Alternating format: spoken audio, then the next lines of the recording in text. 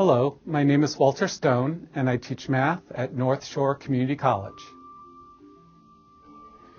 This lesson is on simplifying fractions. In this lesson, we'll look at three ways of simplifying fractions. The first method will be dividing the numerator and denominator by a common factor. The second method will be factoring the numerator and denominator and canceling common factors. And the third way will be writing the numerator and denominator as their prime factorizations and then canceling common prime factors from the numerator and denominator.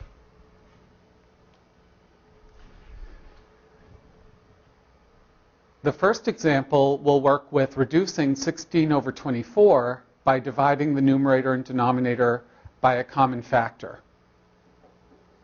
So the first thing I want to do is I want to work with the number 16, and I want to think about the factors of 16. 1, 2, 4, and 8 are factors of 16. Factors of 24 are 1, 2, 3 divides 24 evenly, 4 divides 24 evenly, 6 divides 24 evenly, and 8 divides 24 evenly. And I can keep on going. Also, 12 divides 24 evenly.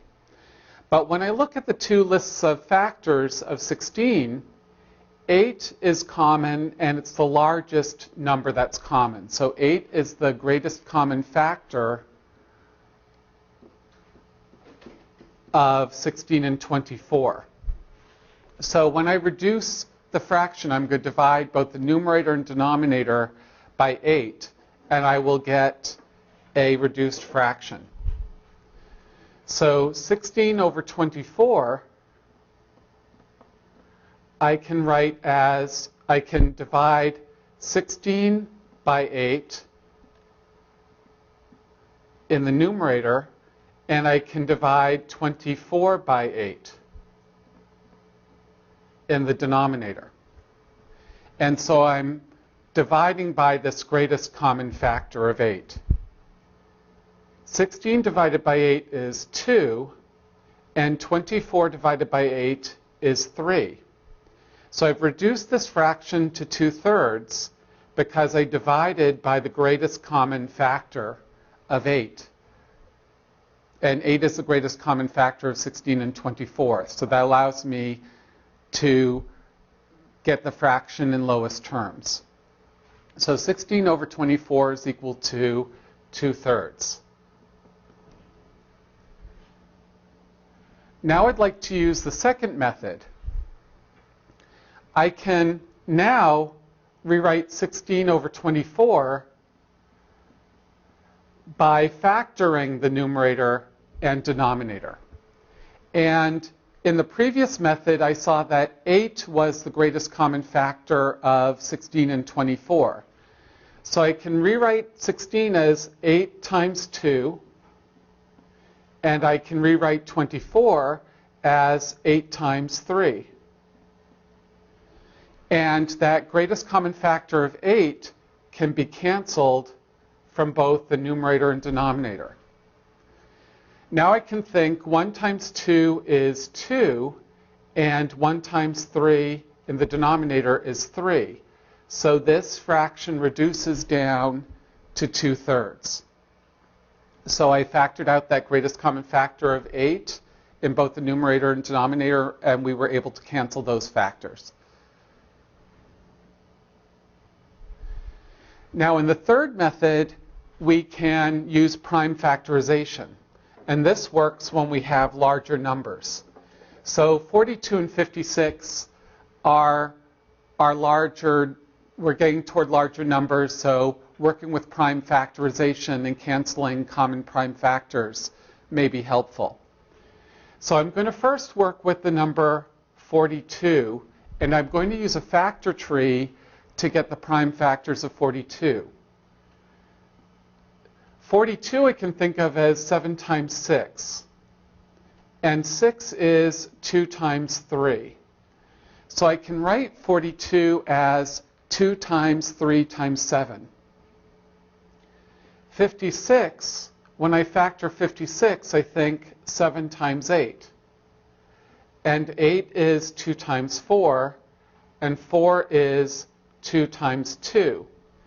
So I can think of 56 as 2 times 2 times 2 times 7 times 8. So when I work with the fraction 42 over 56, I can rewrite 42 as 2 times 3 times 7. I'm using the prime factors of 42. The prime factors of 56 are 2 times 2 times 2 times 7. So I'm going to rewrite this as 2 times 2 times 2 times 7. And now I see that I have 2 as a common factor in the numerator and denominator, and 7 as a common factor in the numerator and denominator. So I can cancel those. 1 times 3 times 1 is 3. So I have 3 left in the numerator. 1 times 2 times 2 times 1 is 4. And 3 and 4 have no common factors. So 42 over 56 simplifies to 3/4. So that's using the prime factorization method. Now it's your turn to try a problem. Reduce 45 over 60 to lowest terms. Pause the video and try this problem on your own. When you restart, we can discuss some solutions to this problem.